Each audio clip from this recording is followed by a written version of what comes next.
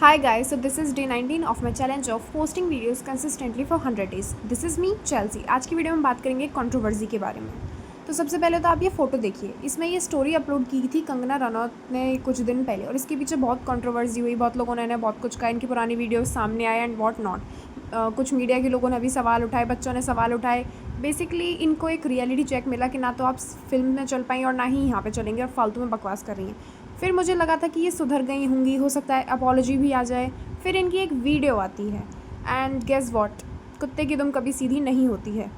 तो इन्होंने ये रील और अपलोड कर दी। मुझे लगा था सच में अपॉलॉजी है, बट इन्होंने फिर से जेंजी को गंदा ही बोला, गटर छाप बोला और कहती हैं कि हम लोग अश्लील हैं, अश्लील हरकतें कर रहे हैं जो कि समाज में नहीं होनी चाहिए। अश्लील हरकतें, प्रोटेस्ट करना हमारा अधिकार है। अगर कोई चीज़ गलत हो रही है तो हम उसके खिलाफ आवाज़ उठाएंगे। तुम इस पर पूरी औरतों को जनरेशन गटर कह रहे हो, औरतों को अश्लील कह रहे हो, और तुम्हारा खुद का पास्ट क्या है? You are a drug addict, you are a 12th pass out. आप ड्रग्स में लेती थी और पता नहीं फिल्म में आपने क्या क्या किया। हम सब जानते हैं फिल्म वर्ल्ड कैसा है। इनफैक्ट इन्होंने खुद कहा था कि वहाँ पे प्रोड्यूसर्स और हीरो हीरोइंस के बीच में क्या क्या होता है। फिर ये यहाँ पे हमको ज्ञान दे रही है कैरेक्टर का। And it doesn't end here. Gen Z ने जो इनकी हेकड़ी निकाली है ना, पुरानी वीडियोस निकाल निकाल के, I am so proud of that thing. भाई मतलब पूरे जेंजी को ये गाली दे रही है कि तुम लोग ये करते हो, इतना सेक्सुअल अब्यूज़ हो रहा है, ये हो रहा है। और प्रधानमंत्री जी को इन्होंने भगवान बोला। मतलब कोई भी भगवान नहीं है, ये देश किसी के बाप का नहीं है, ये सरकार किसी के बाप की नहीं है। You guys are accountable for whatever is happening in this country. हम तो सवाल पूछेंगे। तुम ये कह रही है कि जो मोदी जी के खिलाफ नारे लग रहे थे दे were wrong because Modi ji भगवान हैं, लोग उनको भगवान मानते हैं। वही, उसी को तो अंधभक्त कहते हैं। वही तो हमें हटाना है अपने देश के विकास के लिए। एंड यार ऋतिक रोशन सर, आप बच गए, अदरवाइज़ आपकी भी किस्मत फूट जाती। हमने तो देख ही लिया कि ये क्या कर रही हैं यहाँ पर। भाई मतलब हद हो गई, गलती भी समझ में नहीं आ रही, ऊपर से इतना घटिया घटिया बोल रही है। और इसकी इतनी वीडियोस वायरल हो रही है ना, आप कुछ पूछो मत। मुझे लग रहा है पार्लियामेंट में भी इसको कोई भाग नहीं दे रहा था, तो अब ये सोच रही है वापस सोशल मीडिया पे आ जाए। बट आपको कुछ घंटा यहाँ पे भी नहीं मिलने वाला बिकॉज लोग बैकलैश ही कर रहे हैं। उसके बाद गाइज मैंने ना एक शॉर्ट्स बनाया, रील बनाया, आप उसको देखो।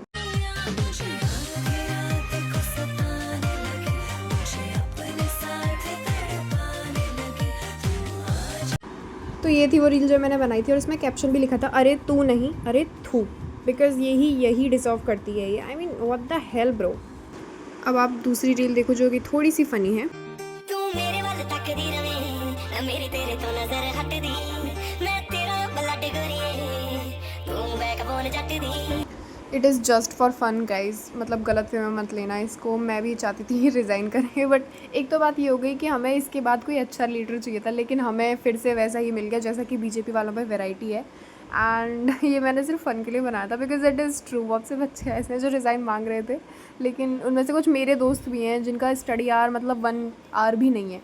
तो ये थोड़ा सा फ़नी है बस उसी वे में। फिर उसके बाद मेरी फीड ने मुझे ये पोस्ट दिखाई किसी की, एंड इट इज़ ट्रू। नेता तो रेपिस्ट भी चलेगा, प्रोटेस्टर फुल संस्कारी होने चाहिए। एंड आज की स्थिति यही है, नेता भाई कुछ भी कर रहे हैं, उनसे कोई सवाल नहीं पूछ रहा। और कई कई पार्टीज तो ऐसी हैं, पहले खुद उन नेता मतलब किसी के खिलाफ सवाल उठाएंगे जो कि दूसरी अपोजिशन पार्टी से है, फिर वो आदमी पैसे देकर उस पार्टी को ज्वाइन कर लेगा तो उसको ये कहीं का मंत्री ही बना देंगे, उससे कभी सवाल नहीं पूछेंगे। लेकिन बच्चे नॉन वायलेंस से ही अगर प्रोटेस्ट कर रहे हैं ना, तो भी उसमें इनको प्रॉब्लम लग रहा है अभी भी। इनफैक्ट मेरी फ्रेंड की मम्मी है जो कि बहुत पढ़ी लिखी हैं, फुल ऑन मॉडर्न है, and still she is an अंधभक्त। भाई हद है। वो कहती हैं कि लड़कियां गाली क्यों दे रही थी, लड़कियां ये क्यों कर रही थी। अरे महिलाओं का सेक्सुअल असल्ट हुआ है वो भी तुमको पता है क्या? महिलाओं को ही गाली दी गई थी दिल्ली पुलिस द्वारा, वो तुमको पता है क्या?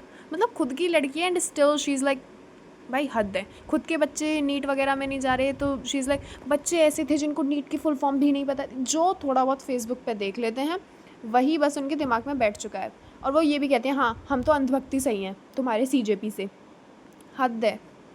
मतलब इनफैक्ट वो मेरे से भी कह रही थी कि बेटा तुम लड़ो अपने पेरेंट्स से, वो तुमको मतलब बाहर नहीं जाने दे रहे। तो भाई मेन रीज़न यही था बाहर नहीं जाने देने का मेरे पेरेंट्स का, बिकॉज़ वो मेरे साथ नहीं आ सकते। हम इतने रिच नहीं हैं कि मतलब सब अच्छे से सेटल हो जाएं जैसे बाहर पढ़ने का एंड ऑल, और बहुत ज़्यादा पैसा भी लगता है। अकेले बच्चे को भेजना सेफ़ नहीं होता, विच इज़ लाइक ट्रू। आज के ज़माने में इस गवर्नमेंट को देख के ऐसा है, इसलिए हमको प्रोटेस्ट चाहिए। तब इसी आंटी ने मुझे ज्ञान दिया था कि बेटा तुम लड़ो, अपने हक़ के लिए लड़ो। अरे ये किया है तुम्हारे मोदी ने, तुम्हारी बीजेपी ने, तुम्हारी जितनी भी पॉलिटिकल पार्टीज़ हैं।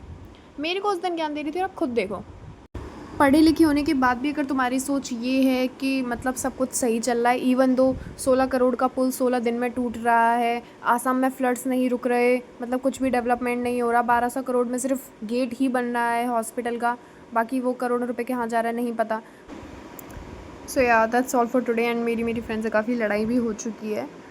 अब आई नो फ्रेंडशिप के बीच में पॉलिटिकल पार्टीज़ नहीं आना चाहिए, but like still it is important कि सब सही रास्ते पर चलें, तुम देश को सपोर्ट करो। It is not about political party. अगर ऐसा होता है कि मैं मान लो कांग्रेस को सपोर्ट करें, मेरी दोस्त बीजेपी को, तो मैं कुछ भी नहीं कहती, but it is about our nation versus the corrupted political party. तो मेरे को समझाना था उसको, उसके बीच में हमारी लड़ाई हो गई। एंड या दैट्स ऑल फॉर टुडे।